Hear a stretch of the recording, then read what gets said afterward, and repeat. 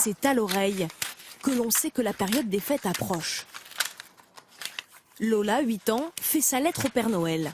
Elle découpe ses envies dans un catalogue et, comme chaque année, elle ne sait plus où donner des ciseaux. Il y a plein de choses, il y a des bébés, il y a des châteaux, il y a des poneys, il y a des Barbies, des fées. Ceux que j'aime le plus, je vais les mettre en avant, et ceux que j'ai choisis et que j'aime un peu le moins, je vais le mettre en dernier. Bon alors ça y est Lola, ça avance. Le catalogue, un précieux outil pour la future livraison du Père Noël. Des déguisements, tout ça. Et c'est un petit peu mieux ce que tu cherches. S'il a les indications du jouet. Bonjour madame, le catalogue de Noël. Car 2 mois avant Noël, les catalogues gratuits sont déjà de sortie, Bonne journée.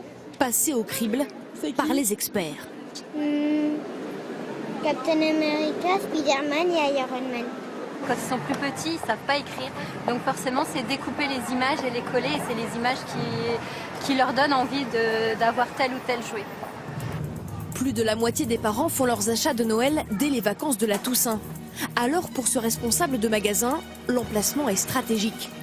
À l'extérieur, mais aussi près des caisses. Et si le client oublie de se servir, on le lui glisse avec ses achats. À peu près 30% des consommateurs se présentent avec le catalogue. Plus on va aller vers Noël, plus les gens seront prescripteurs de ce qu'ils ont trouvé sur le catalogue et des jouets qu'ils auront choisis. Donc on arrive à un moment donné sur les premières semaines du mois de décembre où 70% des achats se font par rapport aux produits qui sont dans le catalogue. La pièce maîtresse des achats de Noël. Alors chaque année, les catalogues se font la guerre dans vos boîtes aux lettres. Chaque distributeur édite le sien. Et pour faire rêver plus que les concurrents, il faut s'y prendre 1 an à l'avance. Tu décales un petit peu le visuel. Sur la droite, il faudra aligner aussi les 2 textes. C'est ici que l'on conçoit le plus gros catalogue de France. 12 millions d'exemplaires par an, 400 pages, digne d'un best-seller en librairie. On a bien 5 produits et on essaye vraiment d'avoir la même surface pour chaque produit. Des couleurs vives et de l'espace autour pour être découpés facilement. Les jouets sont sélectionnés par des acheteurs dénicheurs de tendance qui évaluent leur potentiel de vente nationale. Ils doivent pouvoir être produits en grande quantité. Une vitrine incontournable qui se paye au prix fort. Le fabricant doit débourser 9 000 € pour afficher chaque jouet dans ce catalogue. Même prix et même exposition, quelle que soit la marque. Oui, parce qu'il y a des gros fournisseurs qui peuvent prendre beaucoup de pages au niveau du catalogue.